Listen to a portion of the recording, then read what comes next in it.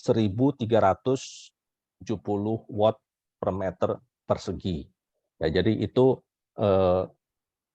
daya atau energi yang bisa diserap per meter persegi di permukaan bumi kita ini.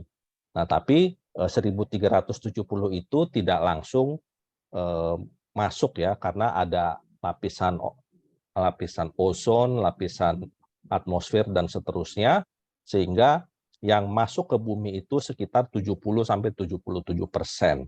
Jadi kalau secara perhitungan theoretically itu yang masuk ke permukaan bumi itu energi adalah sekitar 1000 watt per meter persegi. Ini secara analisis yang sudah dikembangkan di dunia energi surya. Nah, dari radiasi yang kita terima itu sebesar 1000 watt per meter persegi, itu kalau dihitung dalam satuan waktu, karena matahari kan tidak bersinar sepanjang hari. Matahari itu hanya terbit pada jam 6 pagi, dan dia akan tenggelam pada jam 6 sore. Nah, kita mengenal dalam dunia energi surya itu istilah insolasi. Insolasi itu adalah jumlah total energi surya yang jatuh pada suatu permukaan dalam waktu tertentu, atau kita sebut dengan kilowatt hour per meter persegi per hari. Nah, di tiap belahan dunia insolasi itu berbeda-beda. Ya, ada secara teoritis insolasi itu dikenal dengan istilah peak sun hours atau PSH. Nah, itu setara dengan 1000 watt energi surya yang jatuh pada luasan 1 meter persegi dalam waktu 1 jam. Nah, itu yang sering dipakai dalam istilah perhitungan untuk PLTS, yaitu peak sun hour. Nah, peak sun hour ini dalam satu hari itu umumnya sekitar 5 jam. Jadi kalau misalnya kita hitung matahari dari jam 6 sampai jam 18 sore, itu peak sun hour-nya itu adalah kurang lebih dari jam 10 sampai jam 10 sampai jam 2. Nah, itulah yang disebut dengan peak sun hour. Nah, peak sun hour itu kalau misalnya dihitung 5 jam, berarti energi yang kita terima dalam satu hari itu adalah 5.000 watt per meter persegi per hari. Ya, jadi itu yang disebut dengan peak sun hour. Nah, kita lihat di sini peak sun hour di setiap daerah permukaan bumi itu beda-beda. Jadi contoh saya ambil yang ekstrim, kalau di daerah kutub itu peak sun hour-nya di tiap bulannya juga beda-beda. Jadi misalnya kayak di daerah Swedia, yang di daerah kutub ya, lintangnya itu 59 derajat, itu peak sun hour-nya mungkin hanya 1 jam pada bulan Januari. Tapi pada bulan Juli dia bisa sampai 4,98 jam. Tapi kalau di daerah Khatulistiwa, seperti misalnya di daerah Nairobi, Afrika itu, peak sun hour-nya bahkan bisa sampai ke 8 jam. Jadi ini hanya contoh mau melihatkan bahwa energi yang diterima di permukaan bumi per meter persegi itu tergantung dari posisi atau lintang dari negara atau titik tersebut. Nah, bagaimana dengan di Indonesia? Di Indonesia atau umumnya di wilayah Pulau Jawa, itu peak sun hour-nya kurang lebih kisaran antara 4 jam sampai dengan maksimum 4,7. 4,7 jam itu sudah bagus, kita bisa dapat 4,7 jam gitu. Paling besar Indonesia itu ada di Nusa Tenggara Timur, itu sekitar 5 berapa Mas Andre? 5,5 jam per hari peak sun hour-nya. Oke, saya lanjut masuk ke pengenalan PLTS atap. Jadi tadi iradiasi, kemudian iradiasi itu ditangkap oleh panel surya, yang mana akan menghasilkan energi listrik. Ya, simpelnya seperti itu. Dan energi listrik itu bisa kita manfaatkan untuk keperluan di industri, di bisnis, komersial, ataupun juga di skala rumah tangga. Nah, ini sedikit teori tentang gimana cara kerja panel surya, di mana panel surya itu bekerja dengan cara ada sel surya di dalam masing-masing luasan dari panel surya itu. Sel surya itu berisi silikon dan juga ada ada silikon yang bisa memunculkan pasangan elektron dan pasangan hole atau lubang. Nah, perpindahan dari elektron ini untuk mengisi lubang itu yang akan menghasilkan aliran listrik dari panel surya itu sendiri. Ya, jadi aliran listrik ini masih merupakan aliran DC atau arus searah. Nah, sehingga perlu kalau mau dipakai di rumah, yaitu harus diubah menjadi aliran AC atau alternating current. Nah, teknologi sel surya ini atau fotovoltaik ini itu ada keunggulan dan juga ada kekurangannya. Ya, keunggulannya tadi sudah disebutkan ya bahwa ini berasal dari energi yang terbarukan ya, energi yang bersih, ramah lingkungan, beda dengan batu bara, beda dengan minyak bumi ya yang akan habis. Tapi kalau matahari ini selama bumi masih ada, ya matahari masih tetap ada. Nah, kemudian tadi mengenai kekurangannya, ya karena matahari ini hanya bersinar dari jam 6 sampai jam 6 sore, maka tidak bisa memproduksi listrik pada malam hari. Gitu. Dan juga ada intermitensi atau ada kurva yang kadang-kadang mataharinya itu ketutup awan atau mungkin ya hujan dan seterusnya. Jadi kurvanya tidak stabil seperti gambar yang sebelah kiri ini, tapi bisa terjadi dia ada intermitensi yang akan mempengaruhi produksi dari listrik yang dihasilkan. Nah, jenis-jenis PLTS sendiri ada kita mengenal ada yang sistem off grid dan juga ada yang sistem on grid. Nah, yang spesifik yang kita mau coba telusur lebih jauh di sini adalah yang sistemnya yaitu kita bilang off grid. Apa itu off grid atau apa keunggulan off grid dibandingkan on grid? Mungkin bisa dilihat di slide sini. Jadi kalau untuk PLTS off grid itu PLTS yang tidak terhubung dengan jaringan PLN. Sementara PLTS on grid itu sistem PLTS yang terhubung dengan jaringan listrik PLN. Nah, saat PLTS tidak menghasilkan energi listrik di malam hari, PLTS off grid ini harus dipasok dari bebannya harus dipasok dari baterai atau dari sumber pembangkit lainnya. Nah, kalau on grid ya berarti pada malam hari gantian masuk ke PLN-nya. Kemudian mengenai penggunaan baterai pada PLTS off grid itu baterai merupakan komponen yang boleh dibilang wajib dipasang ya.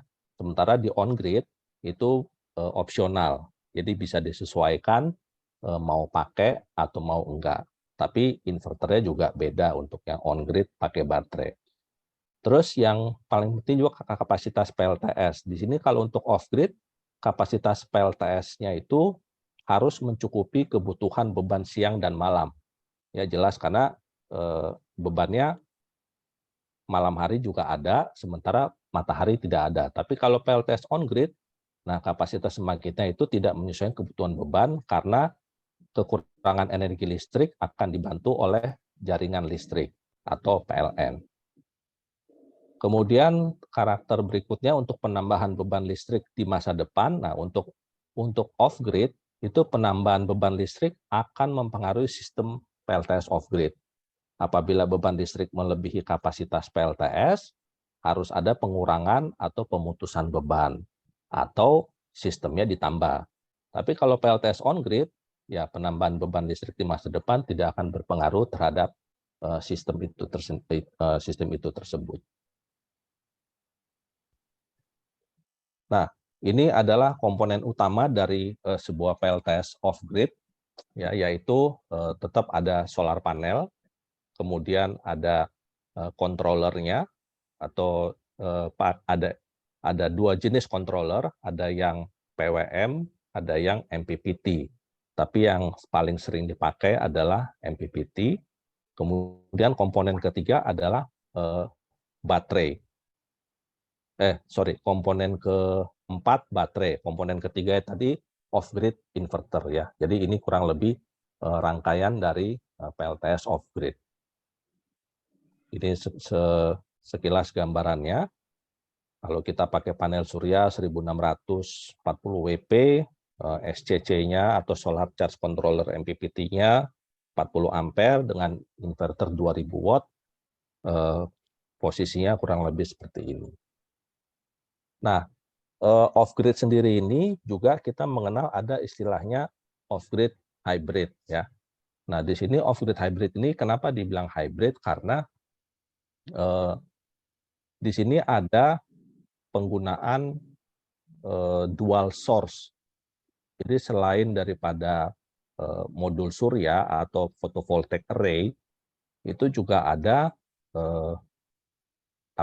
sumber lain. Dalam hal ini contohnya kita pakai grid PLN. Jadi dia akan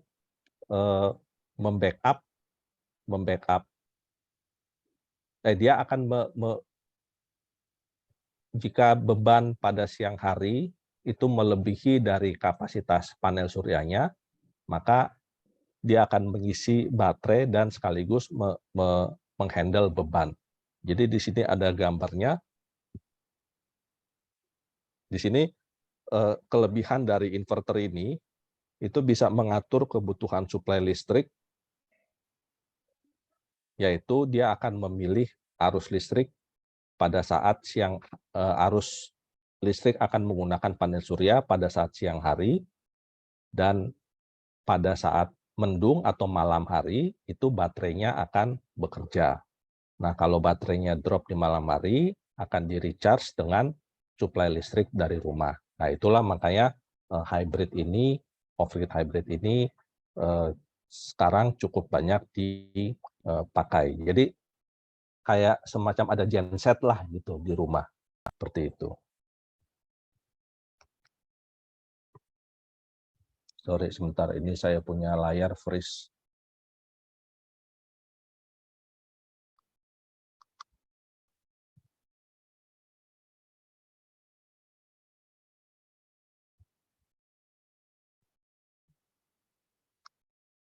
Sebentar, Bapak, Ibu.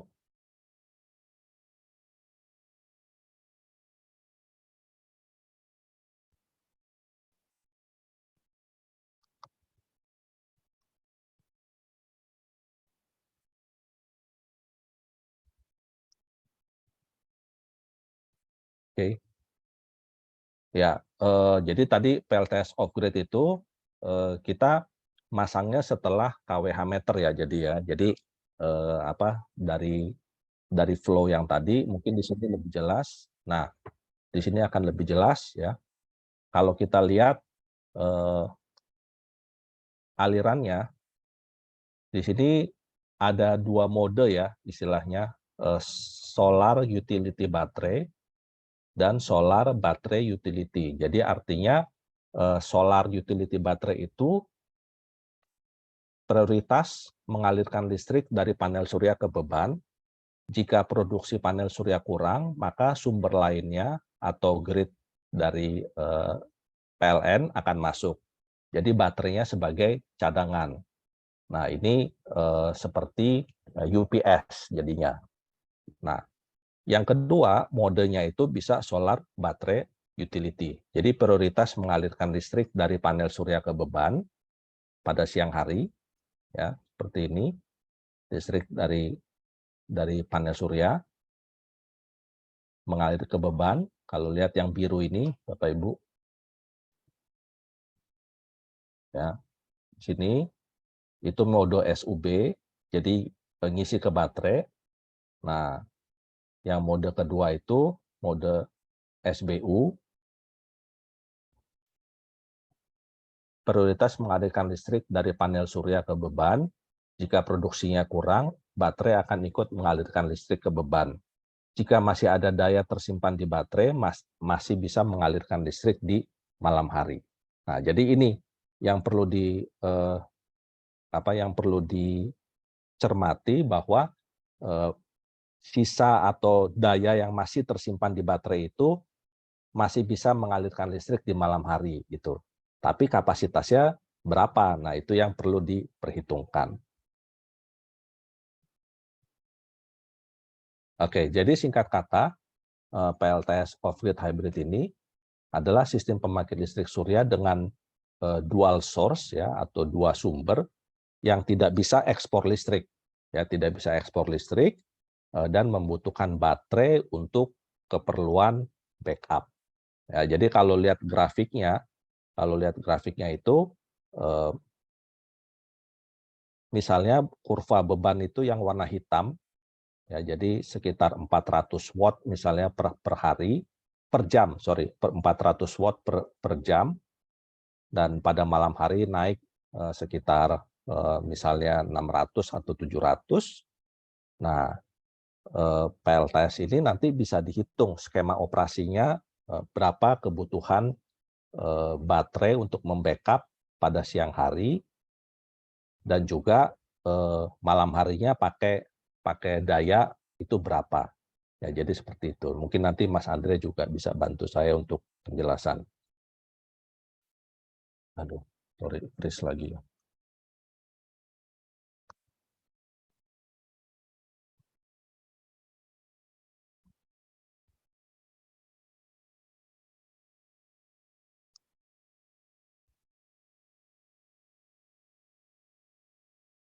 Mas Andre mungkin bisa bantu saya, Mas Andre, untuk slideshow-nya. Baik, Pak. Sebentar ya.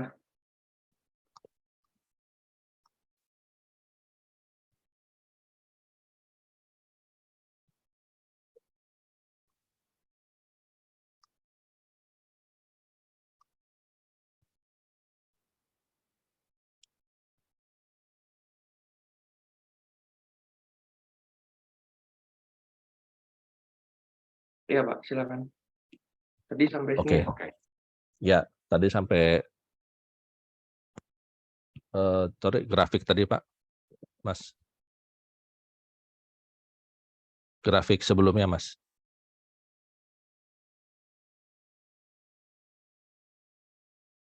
Iya, Pak. Silakan, ya, Pak. Oke. Nah, jadi di sini untuk keperluan baterai, bagaimana supaya beban yang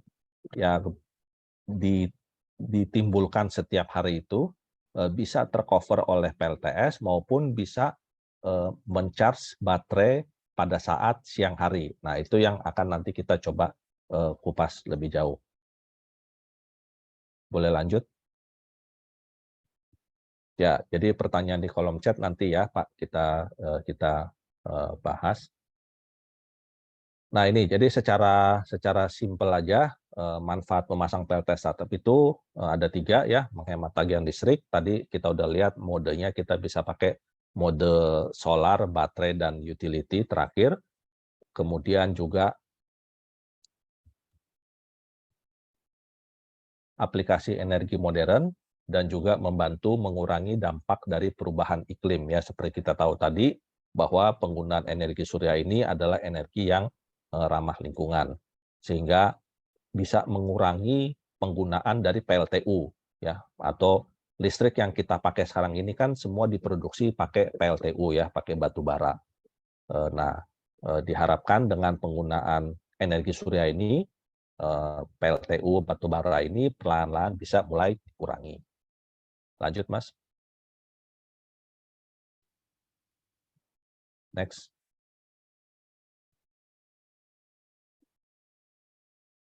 Iya, Pak. Sebentar, Pak. Maju, Mas. Oke. Nah, saya masih ada waktu ya, Mas ya? Masih, Pak. Sekitar 5 menit lagi mungkin. Oke. Nah, ini saya coba bagaimana mau merancang suatu PLTS off-grid. Tadi ya ada pertanyaan juga sepertinya, off-grid hybrid.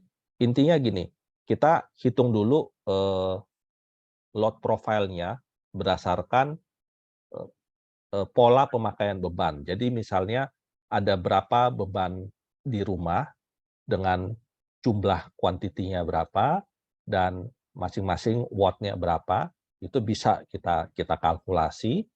Nah, kemudian jumlah dari jam pemakaiannya.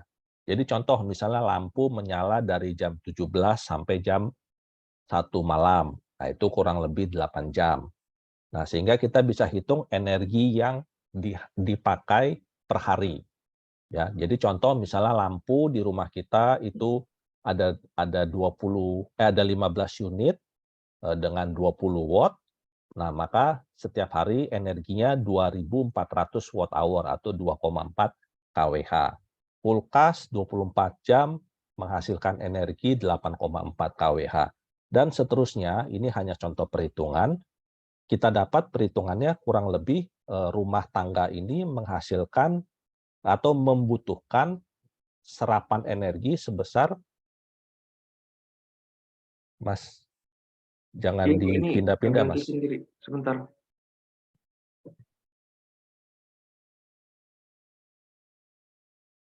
Agak bermasalah, Pak, yang saya juga. Oh. Sebentar.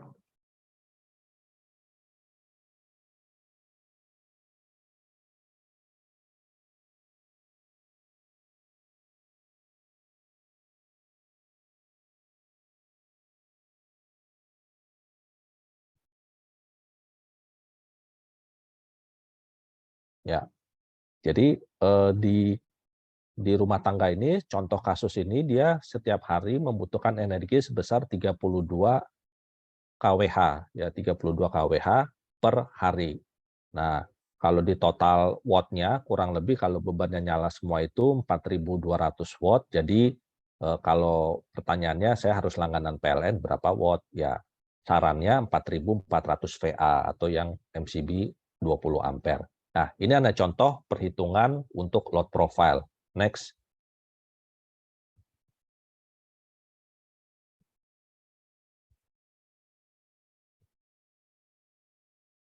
Next, Mas. Ya. Nah, sudah dapat ya tadi ya load profile-nya berapa. Nah, kalau dari kebutuhan beban tersebut, makanya kita suka tanya berapa pemakaian listrik di rumah gitu, kurang lebih berapa rupiah. Nah, berapa rupiah itu kita bisa kalkulasi dalam kWh. Nah, dari situ kita bisa dapat berapa kebutuhan panel suryanya. Ya, jadi ini hanya contoh perhitungan. Jadi dari beban harian 32 kWh tadi, maka panel surya itu kan kita hanya siang hari. Kita ambil saja misalnya 45% kita pakai bebannya. Jadi kurang lebih 14,5 kWh per hari untuk kebutuhan panel suryanya. Nah, next lagi. Jadi dari 14,57 kWh tadi, itu kalau dengan peak sun hour sekitar 4 jam, kita ambil aja 4 jam di Jakarta misalnya, dengan sistem yang kita bangun itu 78% performance rasionya, ini secara engineer, nanti mesti dihitung juga sistem alat yang dipakai. Nah, kita akan mendapatkan perhitungan rekomendasi untuk PLTS-nya itu adalah sebesar 4.670 watt. Nah, sehingga berapa inverter yang kita pakai? Kurang lebih sekitar 4.000 watt. Nah, kalau kita pakai modul surya yang 450 WP, maka kita akan dapat 10 modul surya yang dibutuhkan untuk mengcover kebutuhan rumah tangga tadi. Ya. Nah, jadi dari sini kita bisa hitung estimasi penghematannya kurang lebih kalau di sini hitungannya kurang lebih 39% per bulan dari rata-rata tagihannya tadi berapa, Mas Andre? 1.500.000. Sekitar 7.500.000. Ya, jadi tadi yang rumah tangga 32 kWh itu sebulan dia akan spending 1,5 juta untuk bayar listrik. Setelah pakai PLTS bisa dapat penghematan per bulan sekitar 600.000 per bulan. Ini hitung-hitungan secara engineering. Lanjut, Mas. Jadi dapat panel suryanya berapa? 10 modul. Nah, sekarang tinggal permasalahannya 10 modul itu muat nggak dipasang di atapnya Bapak Ibu sekalian gitu. Nah, itu perlu disurvei. Lanjut, Mas. Next. Iya, Pak.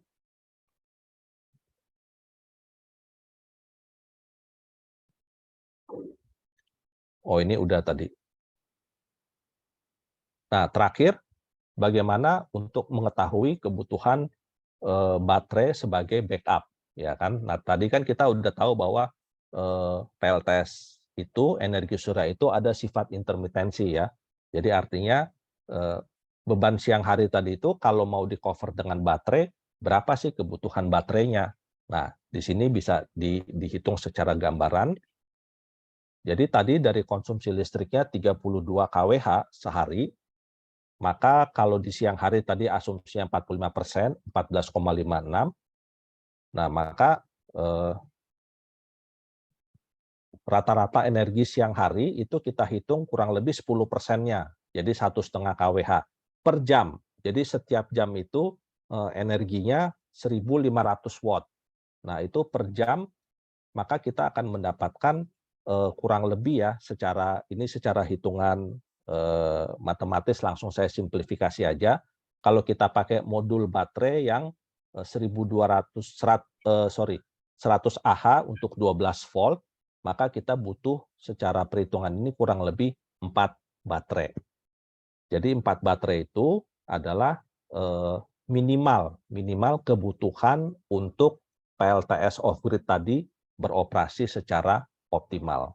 Ya, mungkin sampai di sini dulu penjelasan saya mengenai PLTS off grid. Nah, selanjutnya untuk kebutuhan baterai atau jenis-jenis baterai dan seterusnya, saya nanti dibantu sama Mas Agung dari Infian Energi yang berkecimpung di dalam Infian ini, salah satu kawan ya gitu ya, untuk penggunaan pemasang PLTS atap yang juga memproduksi baterai ya. Jadi baterai itu ada caranya untuk mengetahui bagaimana kebutuhan baterai atau jenis-jenis baterai yang diperlukan untuk bisa optimal gitu. Nah, itu ada nanti di penjelasan Mas Agung pembicara berikutnya. Ya, jadi ini slide saya, mungkin slide 3 slide terakhir ini tentang sedikit bonus saja. Jadi kami pernah melakukan survei tentang pola penggunaan air conditioner ya, karena kita tahu AC itu adalah alat terboros dalam rumah tangga gitu ya. Nah, kita pernah survei beberapa rumah tangga di mana untuk kelompok rumah tangga yang bayar listriknya itu kurang dari 1 juta, ya itu ternyata rata-rata pengeluaran bulanannya untuk AC itu kalau dihitung dengan pola pemakaian bebannya itu sekitar 161.000. Ya, jadi dari 1 juta yang dia bayar, itu 161.000-nya adalah untuk bayar AC. Nah, kelompok kedua itu yang rumah tangganya bayar listriknya tiap bulan 1 juta lebih. Nah, dia pakai AC, ada yang 400 watt, ada yang 600 watt, 3/4 PK, ada yang 840 watt alias 1 PK, ada yang 1,5 PK. Nah, ternyata pemakaian listriknya lebih boros lagi. Ya, jadi dari kurang lebih 1,5 juta itu 650.000-nya itu terpakai untuk konsumsi AC. Kurang lebih gambarannya seperti itu. Ya, mungkin ini next-nya terakhir saya skip aja cepet. Ya, jadi ada yang suka nanya, itu atap saya gimana mau dipasangin PLTS?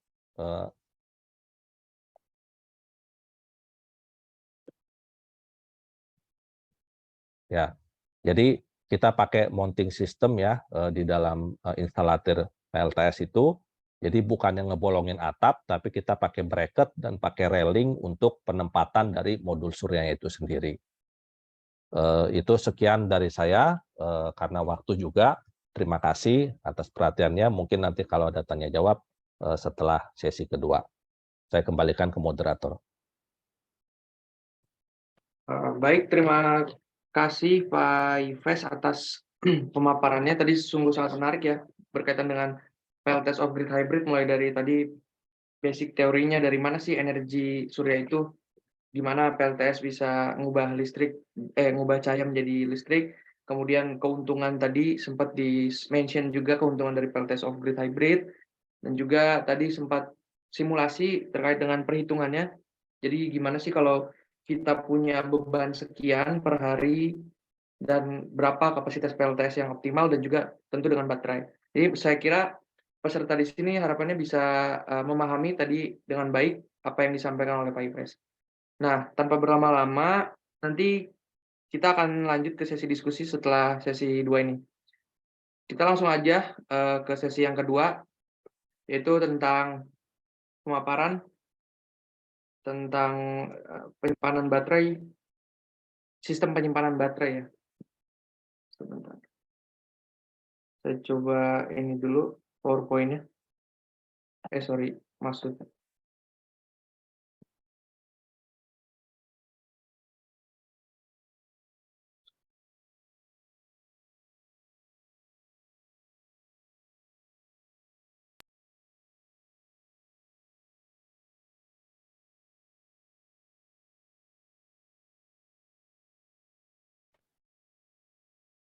Nah, baik. Kita sudah sampai ke materi yang kedua atau sesi 2, yaitu baterai sebagai bagian dari sistem PLTS. Nah, ini akan diisi oleh Mas Agung Fauzi Rahman selaku Senior PV Engineer dari Infineon Energy yang hari ini kita kolaborasi bareng-bareng untuk menyelenggarakan webinar ini. Nah, berikut background-nya. Beliau merupakan lulusan dari State Polytechnic of Jakarta di Depok, Indonesia, jurusan Teknik Mesin ya, Mechanical Engineer, diploma dari 2018 sampai 2021. Nah, kemudian berikut pengalaman kerjanya juga dari beliau, sampai yang terbaru dari PT Infinity Energy Indonesia atau Infineon Energy sebagai PV Engineer di Tangerang, mulai dari tahun 2022 sampai saat ini. Beliau juga pernah menjabat sebagai maintenance staff di PT JST Indonesia di Cikarang tahun 2022, terbalik ini, maksudnya 2021 sampai 2022. PPSDM Migas juga beliau merupakan internship di PPSDM Migas Cepu 2021 dan juga berikut adalah skill yang beliau kuasai, yaitu PVSys, Helioscope. Ini adalah software simulasi untuk merancang PLTS untuk kebutuhan di rumah. Nah, baik, tanpa berlama-lama langsung saja kita sapa pembicara yang kedua hari ini. Mas Agung, apakah sudah bisa connect di Zoom? Halo, selamat malam Mas Andre dan rekan-rekan sekalian. Suaranya jelas? Malam Mas Agung, jelas Mas. Oke. Baik, langsung saja Mas Agung, waktu dan tempatnya kami persilahkan. Oke, saya izin share screen ya. Sebentar. Share, mau make sure kalau slide-nya udah kelihatan belum ya? Sudah Mas, sudah kelihatan Mas. Kalau saya, sebentar. Ini kelihatan pindah slide-nya nggak? Iya, kelihatan. Ya, udah pindah ya slide-nya? Sudah. Oke, terima kasih Mas Andre dan Pak Ives. Selamat malam rekan-rekan sekalian. Perkenalkan lagi mungkin, nama saya Agung Fauzi Rahman. Kebetulan saat ini saya bekerja sebagai PV Engineer atau Photovoltaic Engineer di PT Infinity Energy Indonesia dari tahun 2022 sampai saat ini. Kebetulan kalau dari PT Infinity Energy Indonesia untuk mengerjakan pekerjaan pemasangan PLTS atap udah banyak ya. Jadi untuk sektornya itu emang lebih banyak di on grid, tapi tidak menutup kemungkinan ada beberapa dari proyek kita juga yang memakai sistem hybrid dan off grid. Jadi kalau untuk dari segi baterai kita emang nge-provide juga untuk klien, jadi emang sesuai kebutuhan dari klien kita juga. Apakah mereka membutuhkan sistem on grid, off grid atau hybrid seperti itu. Jadi untuk pada kesempatan pada malam ini saya akan coba untuk menjelaskan mengenai baterai ya. Sebenarnya tadi udah cukup dijelaskan oleh Pak Ives mengenai perhitungan baterai. Mungkin saya di sini coba untuk menjelaskan mengenai apa aja sih istilah-istilah yang ada di baterai, mungkin kayak istilahnya apa, kemudian jenis-jenis baterainya ada apa aja, kemudian sistemnya yang biasa digunakan ada apa aja. Mungkin ini saya sharing mengenai hal-hal yang saya kerjakan mengenai baterai di perusahaan ini. Kemudian agendanya saya coba untuk membahas dari tipe-tipe baterai. Nanti ada baterainya, ada macam-macam yang biasa digunakan juga di Indonesia, sama yang biasa ada beredar di market ya, ada apa aja. Kemudian ada baterai karakteristiknya juga. Jadi dari baterai karakteristiknya ini ada istilah SOC, DOD, kemudian ada istilah life cycle dan sebagainya. Jadi kita coba bahas bareng-bareng di baterai karakteristik. Kemudian ada protection system. Kenapa penting? Jadi protection system ini berfungsi untuk melindungi nggak hanya sistem baterainya. Jadi kita juga coba untuk melindungi dari sisi usernya itu sendiri, biar aman dari bahaya akibat adanya failure dari baterai itu sendiri. Kemudian nanti kita masuk ke baterai application. Contoh-contoh dari aplikasi baterai ini kan ada banyak ya. Jadi nanti sesuai dengan jenis baterainya juga. Kemudian nanti ada kita coba bahas tentang baterai monitoring system. Jadi apa aja sih kalau kita punya baterai, terus yang harus kita monitor itu biasanya apa aja. Kemudian di introduction, jadi ada baterai itu sebagai energy storage ya. Jadi kalau misalnya baterai itu sebenarnya dibagi menjadi dua, ada primary battery sama secondary battery. Biasanya kalau primary battery itu baterainya baterai yang udah dipakai, misalnya udah habis dipakai, dia tuh udah nggak bisa dipakai lagi. Kayak contohnya, kalau misalnya primary battery itu baterai-baterai yang biasa kita gunain untuk remote TV, kemudian baterai untuk kita gunain di jam dinding ataupun di jam tangan kita. Biasanya kalau baterai-baterai tersebut udah lama kita pakai dan habis, itu baterainya udah nggak bisa dipakai lagi. Nah, baterai tersebut kita namakan sebagai primary battery, atau biasanya kita sih bilangnya non-rechargeable atau nggak bisa dicas ulang. Kemudian ada yang selanjutnya ada secondary battery. Jadi untuk secondary battery ini kebalikannya dari yang primary. Jadi secondary battery ini baterai yang setelah dia dipakai kemudian dia habis, dia masih bisa digunakan kembali dengan cara daya si baterainya itu dilakukan pengecasan ulang. Jadi keuntungannya dari secondary battery ini, dia baterainya itu bisa kita charge ulang, jadi bisa kita gunakan lagi. Biasanya secondary battery ini ya biasanya untuk penggunaan motor listrik, kemudian mobil listrik, kemudian di energy storage di PLTS juga kita biasanya pakai secondary battery, karena baterainya ini ketika habis digunakan discharge untuk menyuplai beban listrik di rumah, jadi kita charge lagi menggunakan PLTS pada siang harinya. Kemudian sebagai perbandingan untuk kapasitas dari baterai itu sendiri, biasanya kapasitas baterainya itu kecil ya dibandingkan dengan mungkin mesin combustion engine. Biasanya kapasitas baterai itu sebenarnya kecil, makanya kalau kita ingin menyuplai beban yang besar, kan kita berarti membutuhkan sistem baterai itu besar juga kan ya. Maka dari itu, karena kapasitasnya kecil, dari segi number atau banyaknya baterainya itu sendiri harus banyak ya, jadi membutuhkan lahan yang luas. Kemudian baterai juga lebih efektif, jadi nanti dari segi sisi responnya ya, biasanya kalau kita menggunakan mungkin pakai diesel engine, kemudian motor boater yang menggunakan bahan bakar, biasanya ada proses warm up atau apa ya istilahnya, kita manasin dulu motornya gitu ya.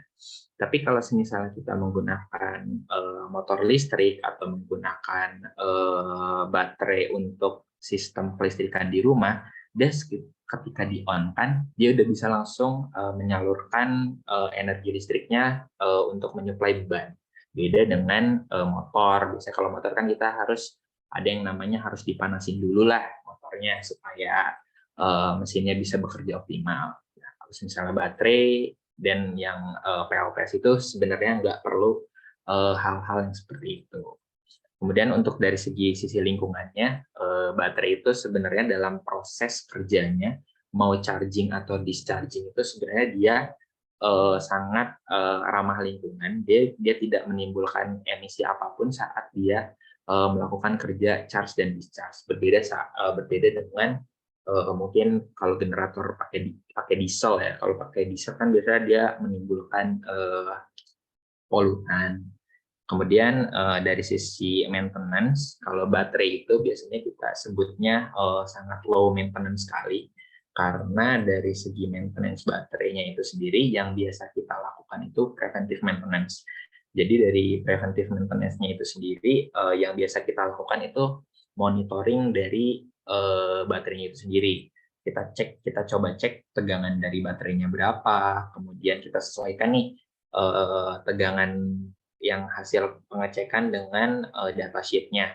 Apakah terjadi drop voltage yang sangat tinggi atau enggak? Kalau misalnya ada drop voltage, berarti kita harus coba inspeksi apakah dalam satu sistem baterai itu ada sel baterai yang mati. Kalau misalnya ada sel baterai yang mati, biasanya kita replace atau ganti satu selnya itu. Kenapa harus diganti? Karena biasanya baterai itu kan kalau udah rusak, dia udah ngedrop voltage-nya. Nah, kalau misalnya si satu sel itu nggak diganti, maka dia akan mempengaruhi semua sistem dari sisi baterai itu.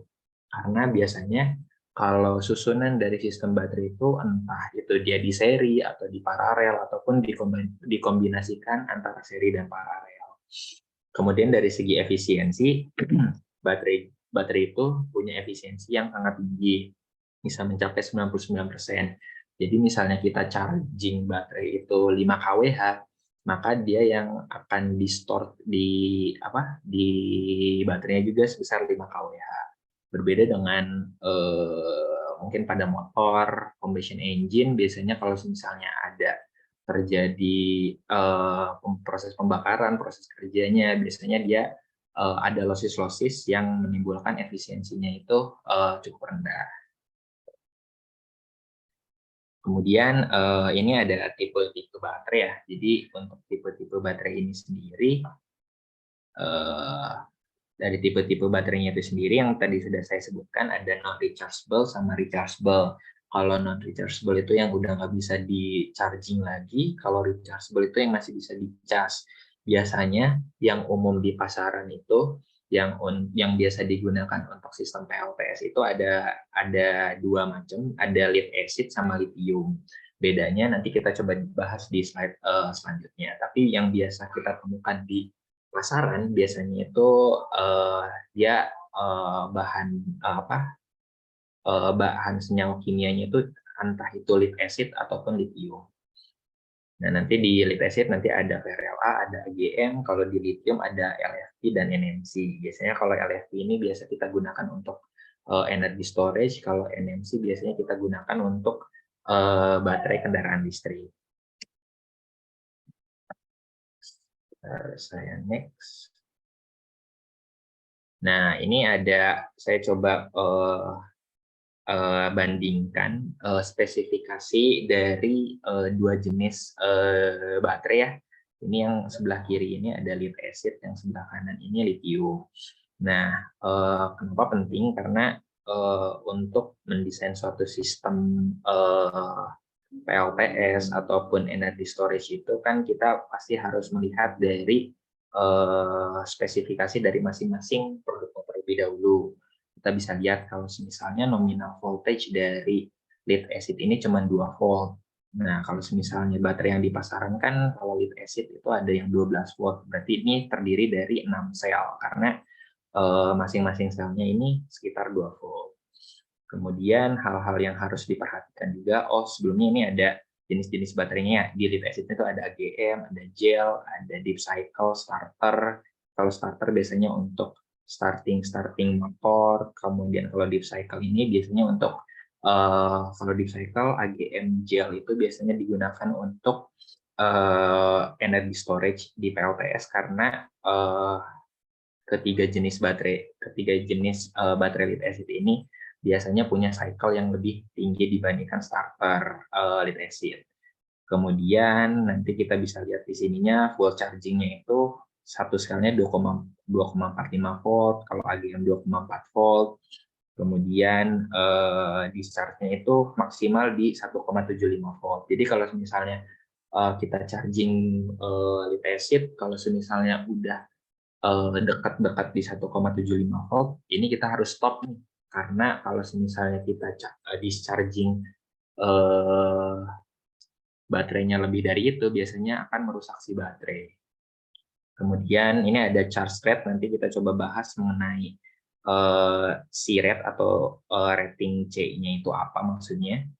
Kemudian ini ada di sisi lithium. Nah, yang saya bilang itu yang bisa kita gunakan, yang biasa ada di pasaran itu ini lithium nickel manganese oxide atau NMC sama lithium iron phosphate atau biasa kita sebutnya LFP ya.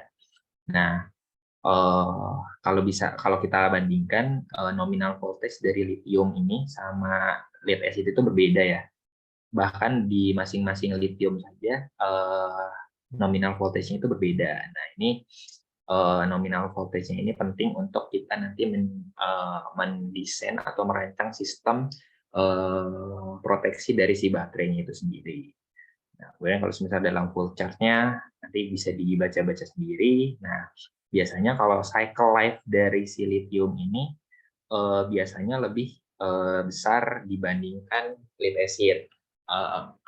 Oleh karena itu biasanya energi storage atau sistem PLTS yang menggunakan baterai lithium itu biasanya baterainya lebih awet dibandingkan dengan lead acid karena biasanya lead acid itu cycle-nya itu lebih sedikit dibandingkan lithium.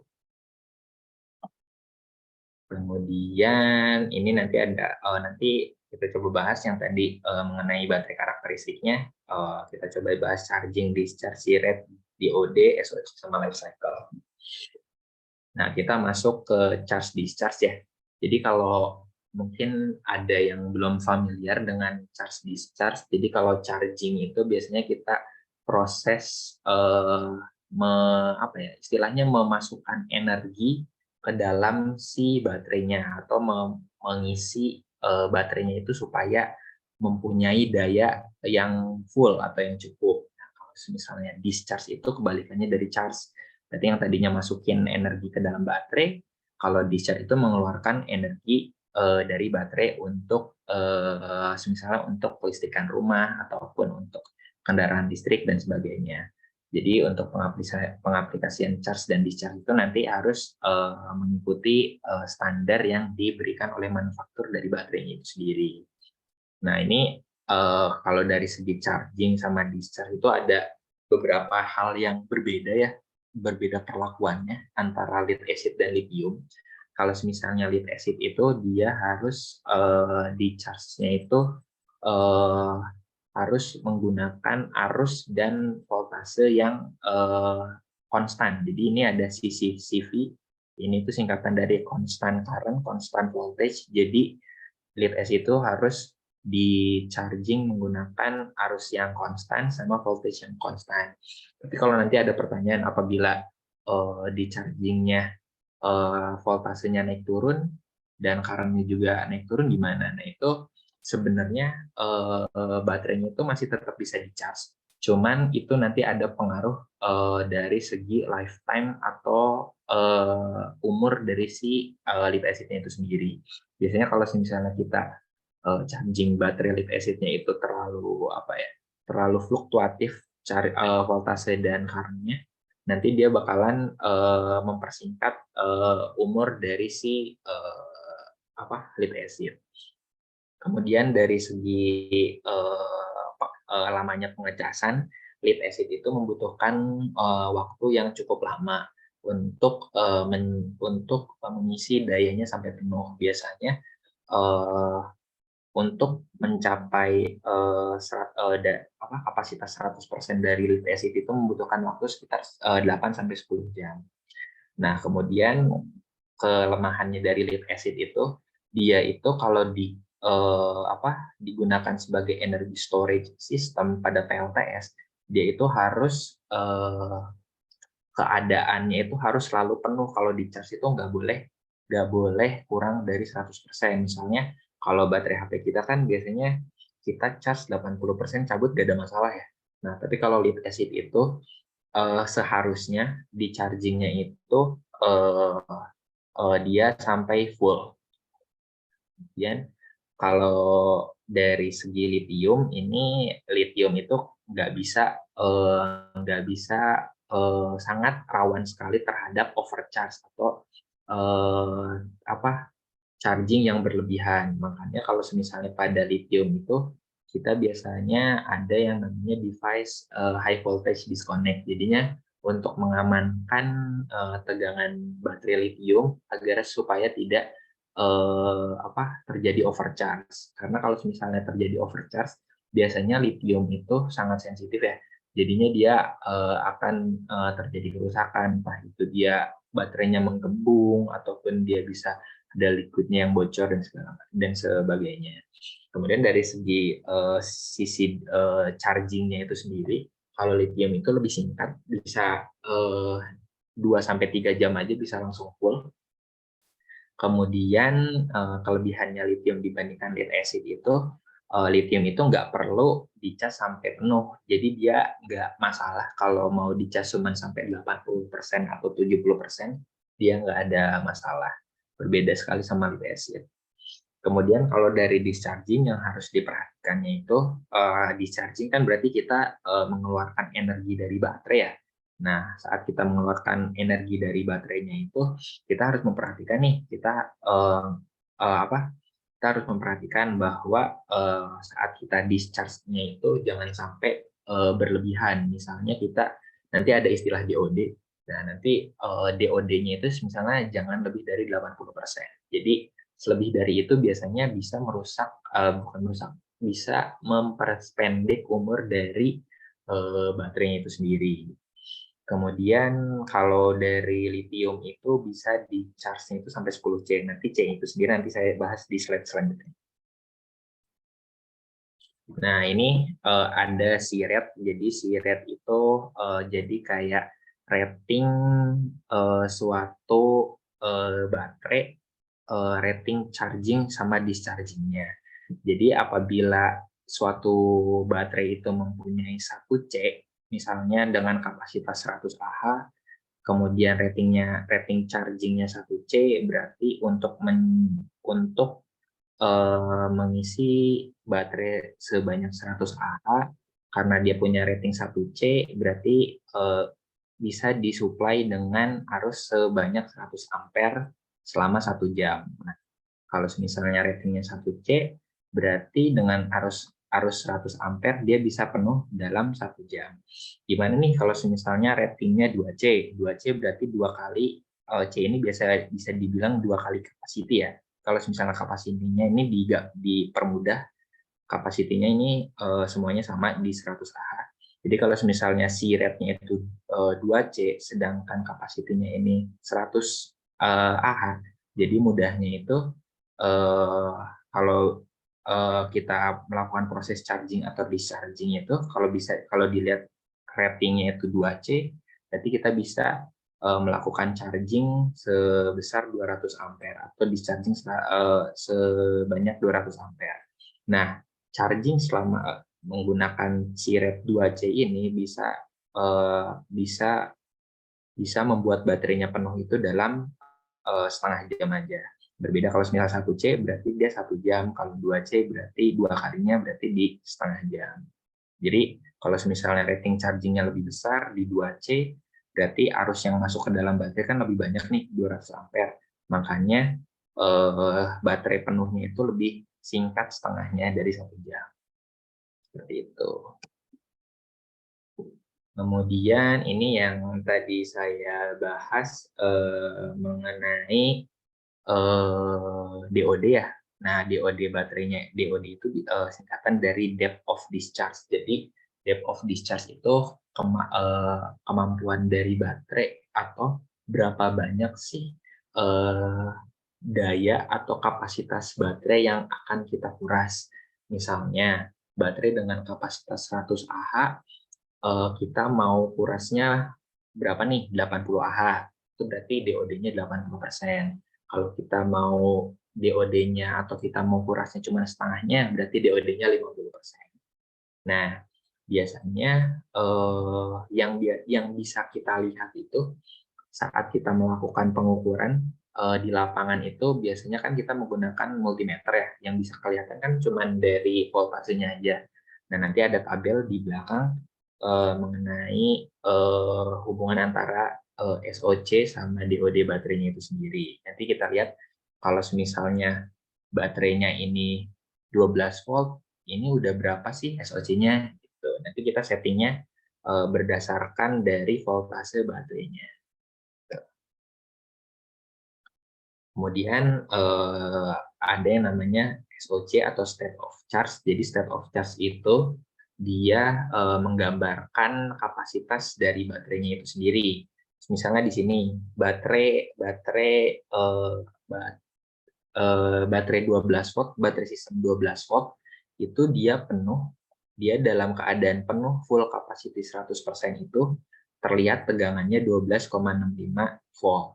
Kalau misalnya dia 12,24 volt berarti dia kapasitasnya itu sendiri di 50%. Nah, maka dari itu SOC dari baterainya itu sendiri harus dilihat masing-masing manufaktur baterai karena akan sedikit berbeda. Nah, maka dari itu untuk melihat SOC dari baterainya itu sendiri, kita lihat dari tegangannya, tegangan sistemnya. Kemudian dari life cycle baterai yang tadi udah saya coba mention dari perbandingan life cycle baterai dari lithium dan lead acid ya. Jadi untuk perbandingannya itu biasanya kalau kenapa lithium itu biasanya digunakan banyak digunakan di sistem PLTS karena dari segi lifetime lithium itu sebenarnya lifetime-nya lebih banyak. Sebenarnya bisa dilihat di sini. Kalau misalnya LFP ini lifetime-nya 1000 sampai 2000 cycle.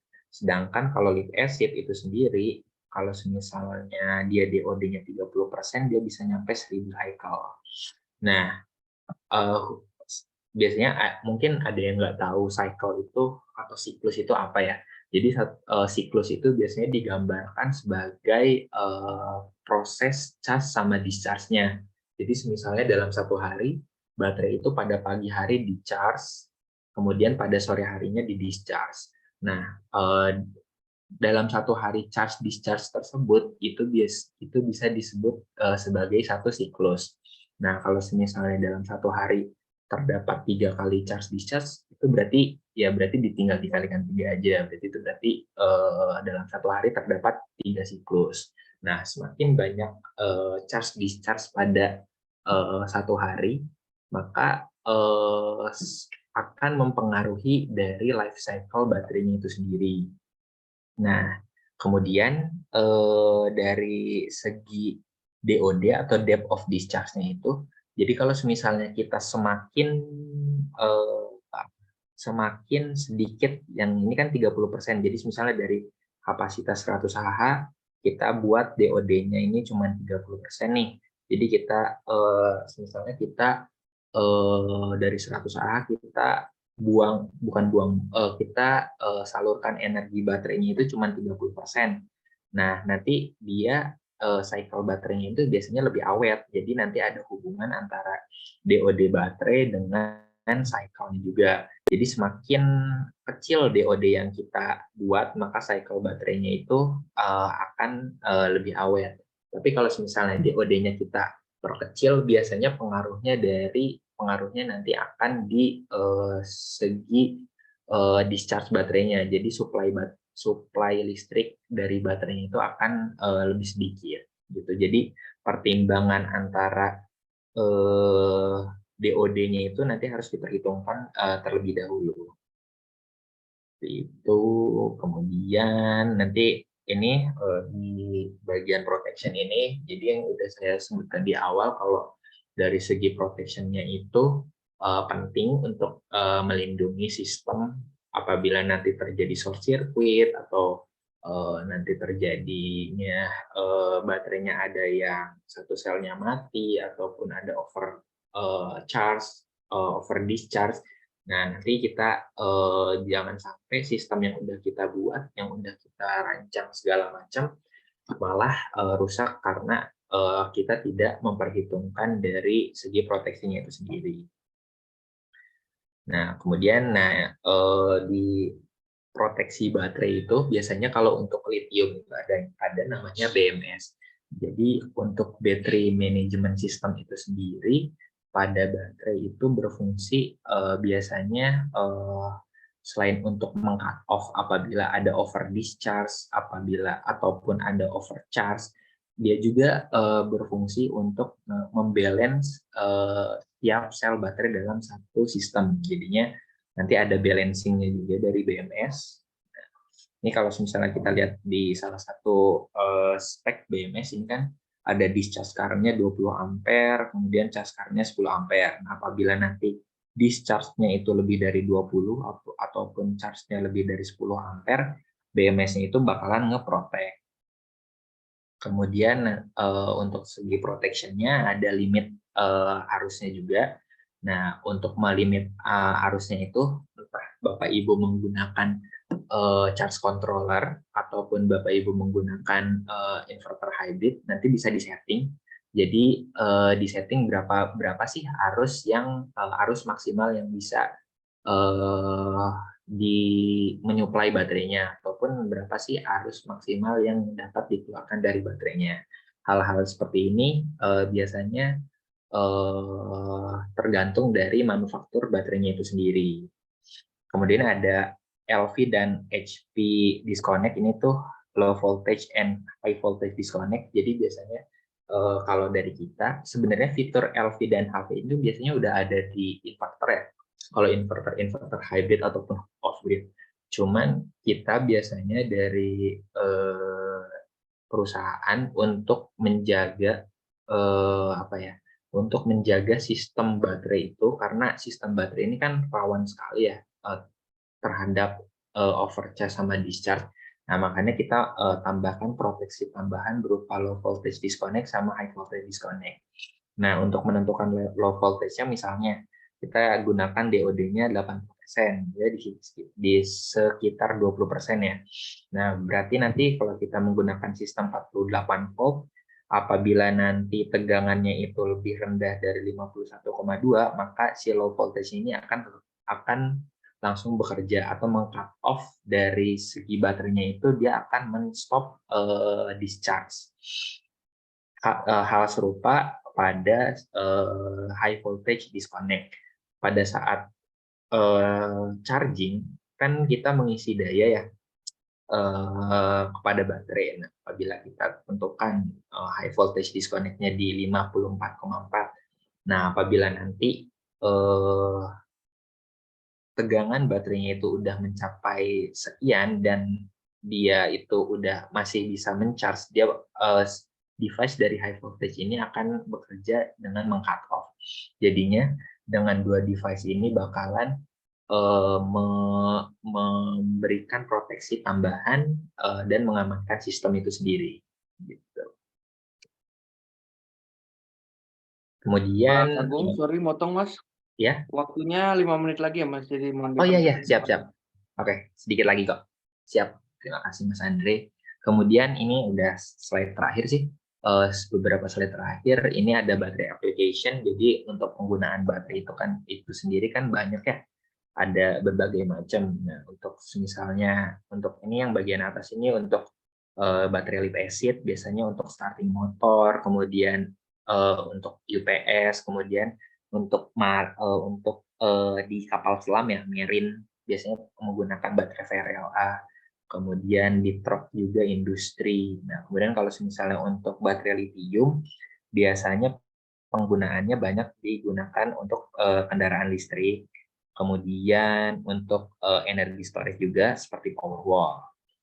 Nah, ini untuk penggunaan LFP battery di perusahaan kami kebetulan ada produk yang namanya Infin Powerwall. Jadi Infin Powerwall ini storage system. Jadi biasanya kita gunakan untuk PLTS hybrid ataupun off-grid. Jadi kalau misalnya energi storage-nya itu sendiri, penyimpanannya itu bisa menggunakan Powerwall dari kami. Jadi kelebihan produksi energi listrik pada siang hari yang biasanya kalau kita jual ke PLN, kita bisa kita bisa supply dan masukkan ke dalam Powerwall. Sistemnya itu sama dengan energi storage yang lain. Cuman untuk dari kita, untuk dari sistemnya itu bisa customize ya. Jadi bisa menggunakan sistem 12 volt, 24 volt, sampai 48 volt. Dan untuk kapasitasnya itu beragam, dimulai dari 5 kWh sampai 10 kWh. Jadi ini kalau dari segi Powerwall-nya itu sendiri bisa menyesuaikan dari kebutuhan Bapak Ibu sekalian. Kemudian untuk NMC battery itu biasanya digunakan di kendaraan listrik, baik itu motor listrik maupun mobil listrik. Kemudian kalau lead acid battery biasanya digunakan di motor ataupun digunakan di marine. Kebetulan waktu itu kita ada proyek pemasangan kapal. Jadi waktu itu untuk energi storage-nya itu emang menggunakan marine battery. Marine battery ini biasanya pakai lead acid. Gitu. Kemudian ada monitoring system, hal-hal yang harus diperhatikan. Nah, jadi untuk memastikan bahwa sistem yang kita gunakan ini sudah baik, itu harus kita lakukan pemantauan setiap saat ya. Nggak setiap saat juga sih, biasanya kita lakukan sehari sekali. Jadi kita coba lihat voltage dari baterainya itu sendiri berapa, kemudian SOC baterainya kalau misalnya pada sore hari kita lihat nih SOC baterainya apakah sudah full 100% ataupun cuma 50%. Nah, dari SOC baterainya ini sendiri yang kita bisa mengindikasikan nih apabila baterainya itu benar kapasitasnya rendah, kita malam harinya jangan coba gunakan baterai karena akan membebani baterai untuk melakukan discharge. Kalau misalnya hal itu dilakukan biasanya akan menyebabkan baterainya itu lifetime-nya itu lebih sedikit ya. Kemudian kita juga bisa monitoring dari charge voltage-nya. Jangan sampai sistem baterai kita ini misalnya 24 volt, cuman charging voltage-nya itu di 48 volt. Nah itu nggak bisa, itu akan terjadi over voltage dan merusak baterainya juga. Kemudian monitoring charge current, jadi kalau untuk charge current-nya ini sendiri dilihat berdasarkan data spesifikasi baterainya. Kemudian kita monitoring discharge voltage and current juga. Ini kalau dari ini sisi charging, kalau ini sisi discharge-nya. Kemudian kita monitoring juga apabila terjadi alarm, kalau misalnya monitoring sistem deteksi bahwa adanya alarm. Biasanya kita lihat nih apa yang kita biasanya bisa lihat apa aja yang menyebabkan kegagalan atau error yang terjadi pada sistem tersebut. Oke, mungkin dari saya sekian, Mas Andre. Terima kasih. Iya, baik. Terima kasih Mas Agung Fauzi atas pemaparannya ya. Tadi sudah sangat begitu lengkap. Karena tadi di awal sesi 1 kita udah coba bagaimana sih ngitung baterai dan tadi sudah dilengkapi oleh Mas Fauzi tentang jenis-jenis baterai, karakteristik, dan juga sampai proteksinya tadi ya untuk keamanan sistem dan juga untuk keamanan user dan juga monitoringnya. Jadi harapannya ini benar-benar informasi ini sangat bermanfaat buat para bapak dan ibu sekalian yang yang tertarik untuk memasang PLTS gitu. Ini juga perlu tahu dulu baterai itu penggunaan untuk apa, PLTS itu penggunaannya untuk apa. Jadi jangan sampai kita hanya tertarik doang, tapi kita nggak mau cari tahu bagaimana sistemnya kayak gitu. Nah, semoga tadi apa yang disampaikan oleh Pak Ives dan juga Mas Agung bisa kita pahami dengan baik semua. Nah, untuk selanjutnya kita akan langsung masuk ke sesi tanya jawab ya. Kita akan alokasikan sekitar 15 menit mungkin ya. Baik, saya akan karena waktunya terbatas, saya akan coba pilihkan dulu pertanyaan yang sudah ada. Nanti kalau dari Bapak Ibu sekalian ingin on mic bertanya langsung kepada para pembicara kita juga dipersilakan. Ini langsung aja ke pertanyaan yang pertama dari Pak Anggi terkait sorry ya. Sorry.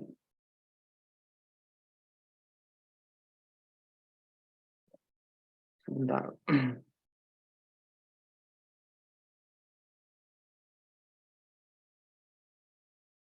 Oh, baik, dari Pak Anggi dulu mungkin ya. Apakah perlu menggunakan baterai lagi untuk penyimpanan, misalnya untuk PLTS off-grid ya, dan bebannya dikhususkan hanya untuk memenuhi daya listrik untuk baterai mobil listrik. Itu bagaimana, Pak? Jadi mungkin ini PLTS off-grid untuk baterai mobil listrik itu. Apakah PLTS-nya perlu menggunakan baterai lagi untuk penyimpanan atau langsung dari baterai mobil? Nah, itu gimana tuh? Mungkin bisa dijawab dari Pak Ives atau Mas Agung dulu, mungkin. Silakan. Mungkin kita ke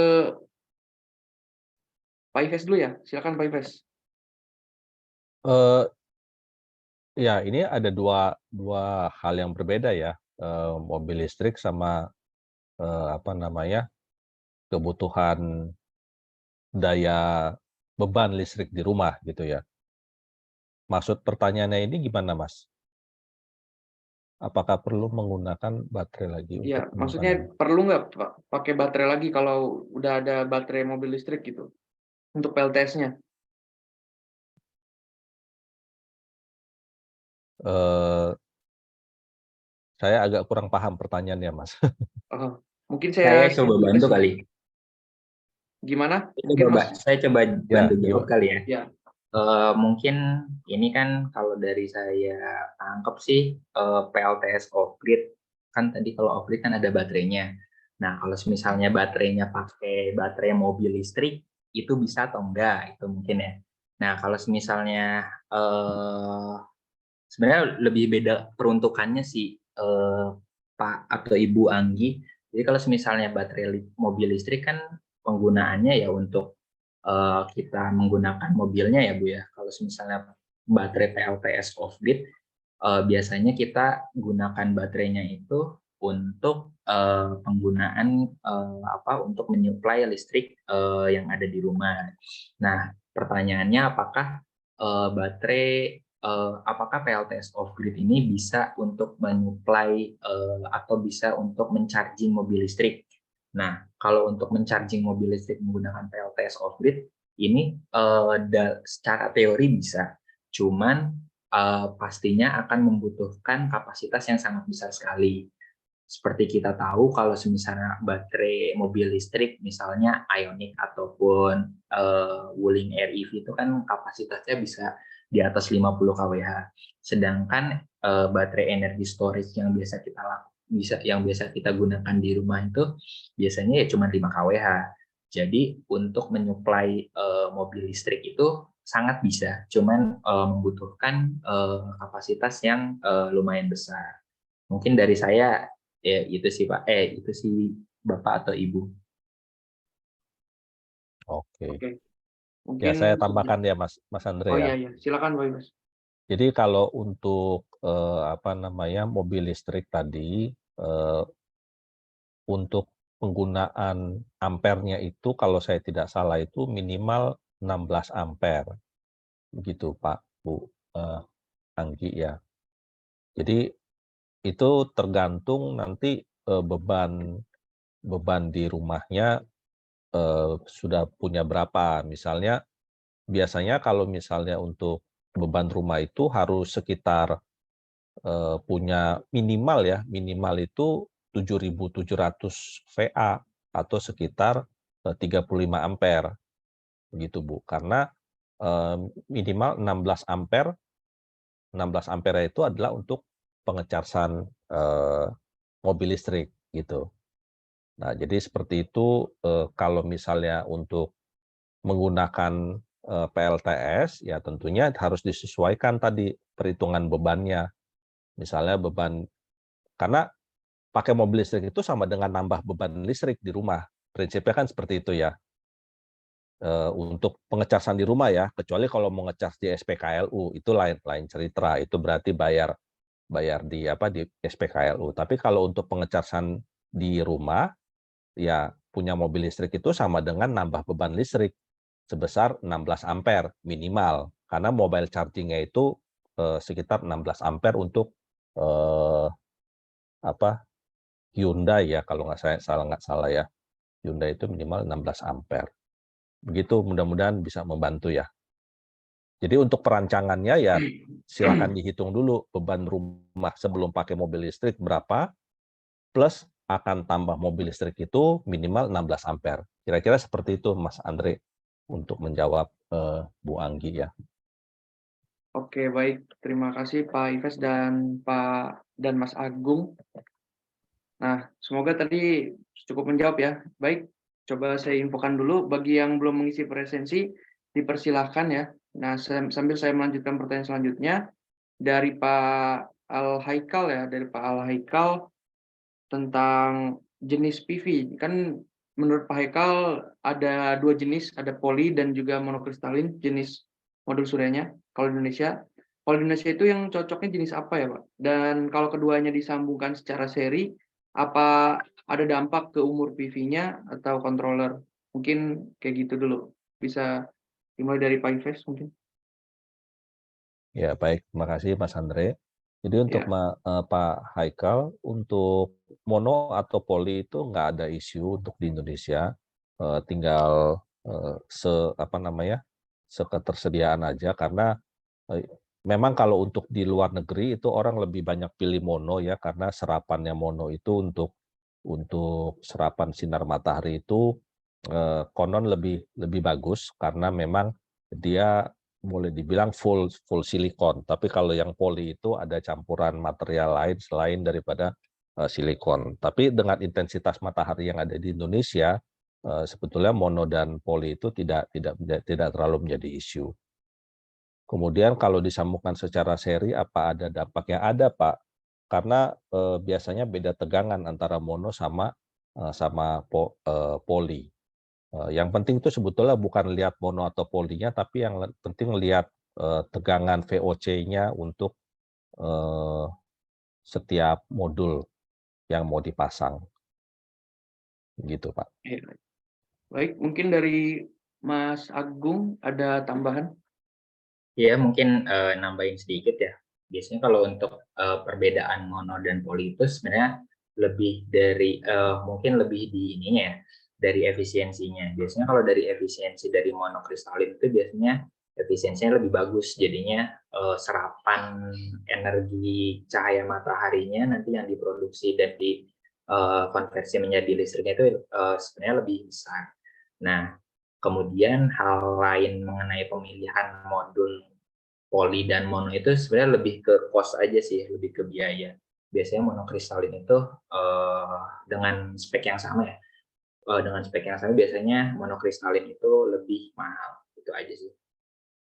Baik, oke. Semoga cukup menjawab ya tadi Pak Laikal. Maksudnya ada sebenarnya untuk kalau dirangkai secara seri atau paralel bukan menekankan kepada jenisnya, tapi lebih ke arah karakteristik tegangan dan juga arusnya ya Pak. Kalau bisa sama gitu. Jadi direkomendasikan untuk pakai modul jenis yang sama. Kayak gitu. Baik, untuk pertanyaan selanjutnya, ini saya informasikan lagi kalau yang mau tanya langsung ke pembicara malam hari ini boleh Pak atau Ibu langsung on mic aja, karena ini kesempatan ya ngobrol langsung gitu, biar nggak salah paham. Oke, kalau belum ada saya lanjut ke pertanyaan berikutnya. Kita sampai 24.5 ya, 3 menit lagi. Dari Bapak Roy Arifin, bukankah kapasitas inverter itu harus lebih besar daripada kapasitas PV-nya? Berapa rasio yang aman kira-kira? Nah, ini boleh nih dijawab mungkin. Mungkin dari Mas Agung dulu ya. Silakan Mas Agung. Oke. Sebenarnya kebalik ya Mas ya. Biasanya kapasitas PV itu kalau di kita lebih besar dibandingkan kapasitas dari inverter. Misalnya kalau inverternya 10 kW, biasanya kita PV-nya lebih dari itu. Kenapa PV-nya lebih? Karena kan PV itu kan fluktuatif ya, naik turun. Jadinya tegangan dari PV, daya dari PV-nya juga kalau menggunakan inverternya yang sama itu biasanya agak kurang maksimal. Jadi biasanya kalau maksimal, biasanya dari segi kapasitas PV-nya itu lebih besar. Biasanya AC/DC rasio yang biasa kita gunain itu 125%. Jadi kalau misalnya PV-nya 10 kW, berarti, kalau misalnya inverternya 10 kW, biasanya PV-nya itu sekitar bisa nyampe 12 ohm. Oke. Itu ya, Mas Agung, cukup. Dari Pak Ives, cukup ya mungkin ya? Ya cukup Mas. Cukup ya, Kebalik jadi Mas, justru harus lebih intinya besar PV-nya daripada inverternya, tapi ada apa namanya, rasionya juga tadi seperti sampaikan Mas Agung. Biasanya kita bermain di 20 sampai 25% atau 30% ya Mas Agung ya, untuk rasio DC to AC-nya. Betul, Pak. Oke, baik. Semoga menjawab ya. Selanjutnya, ini mungkin akan menjadi pertanyaan terakhir ya, last question dari Pak Haikal lagi ya, mungkin. Ini mirip-mirip jenis yang pertanyaan tadi, PV kalau di seri itu beda jenisnya gimana? Nah, kalau tadi PV ini, sekarang baterai. Pak, gimana kalau misalnya baterai dengan jenis berbeda, VRA dengan aki basah boleh diparalel, Mas? Apa dampaknya? Nah, itu mungkin bisa dari Pak Ives dulu mungkin.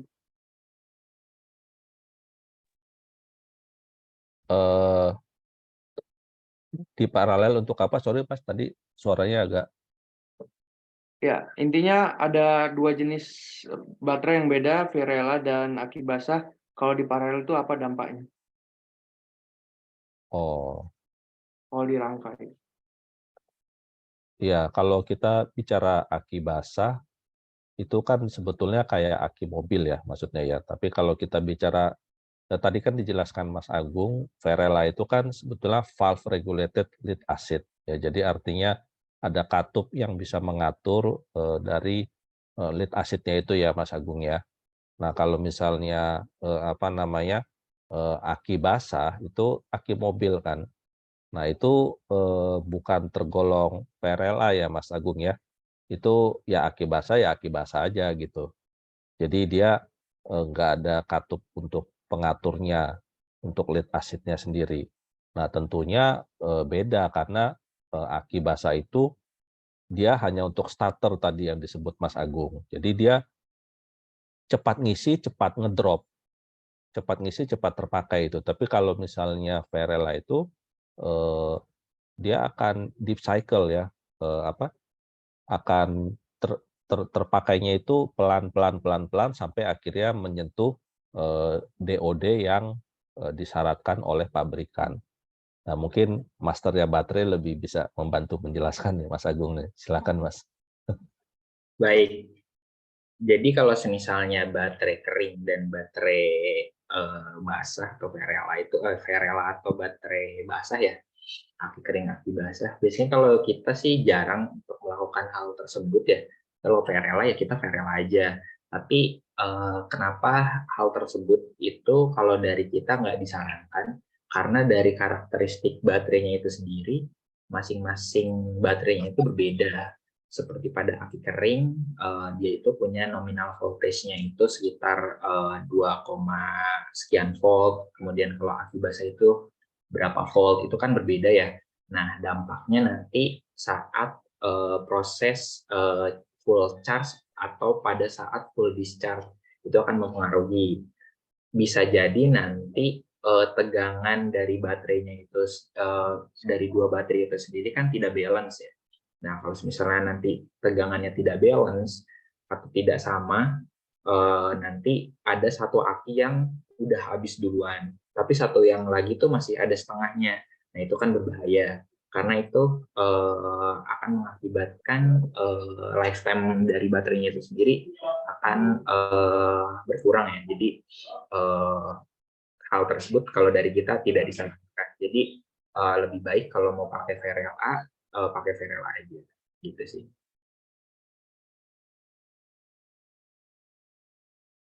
Oke, baik Mas Agung. Jadi intinya tidak direkomendasikan ya untuk merangkai jenis baterai yang berbeda gitu. Karena tadi bilang belum pernah juga kan. Ya sebenarnya balik lagi ke sebenarnya karakteristik sih kalau dari pandangan saya sih lebih diperhatikan karakteristiknya. Karena itu yang bisa nimbulin failure ya atau fault dari sistem. Mungkin itu ya pertanyaan terakhir tadi terkait baterai yang berbeda jenis apakah bisa dirangkai secara paralel kayak gitu. Nah, mungkin saya sedikit menyimpulkan karena ini sudah berakhir sesinya. Dari awal tadi sekitar jam 19.10 kita mulai, kita secara bersama-sama sudah menangkap banyak sekali informasi yang sangat bermanfaat ya buat kita semua yang tertarik untuk PLTS ini atau energi baru terbarukan yang sangat banyak manfaatnya mulai dari pengurangan dampak lingkungan, emisi gas rumah kaca, kemudian pengurangan penggunaan energi fosil, bahkan sampai pengurangan tagihan listrik ya. Mungkin itu yang jadi masih manfaat utama untuk skala rumah tangga kayak gitu.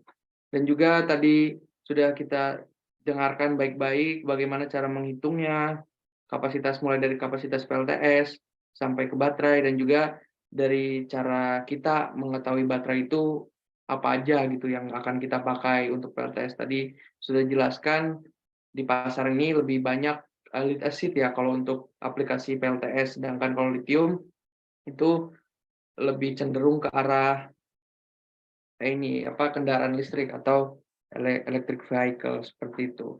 Baik, mungkin itu saja yang bisa saya sampaikan sebagai moderator, dan di akhir sesi mungkin saya minta waktunya sama Bapak Ibu sekalian di sini untuk on kamera ya karena kita akan dokumentasi, dan bagi yang belum mengisi presensi maksudnya dipersilahkan untuk mengisi presensi.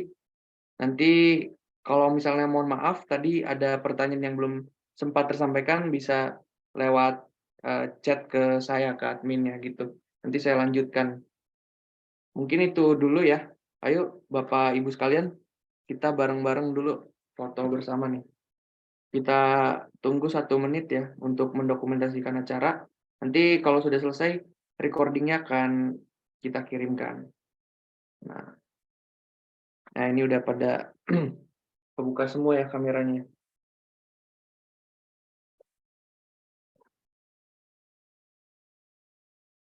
Baik, ada lagi yang ingin untuk open kamera?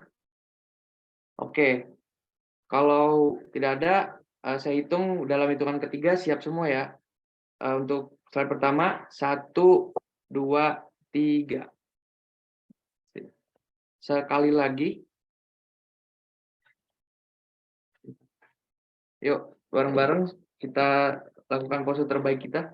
1, 2. Oke, terima kasih Bapak Ibu sekalian atas partisipasinya di kegiatan Terima kasih webinar Mas Andre. PLTS Startup Mas Series Agung, 8. terima kasih ya Mas Agung. Ya, terima kasih semuanya sudah hadir. Semoga ilmunya bermanfaat. Sampai jumpa di kegiatan-kegiatan kami berikutnya. Semoga bisa terus kita selenggarakan seperti itu. Wabillahi taufiq wal hidayah. Akhir kata saya ucapkan mohon maaf. Ditutup. Wassalamualaikum warahmatullahi wabarakatuh. Selamat malam Bapak Ibu sekalian. Terima kasih. Bapak Ibu. Terima kasih Bapak-bapak, Ibu-ibu. Terima kasih Mas Terima Agung, kasih Pak Mas Ives, Agung terima ya. kasih. Sama-sama Mas Pak Andre. Yes, Mas Salam Andre. Mas Firman ya, Pak Firman. Siap.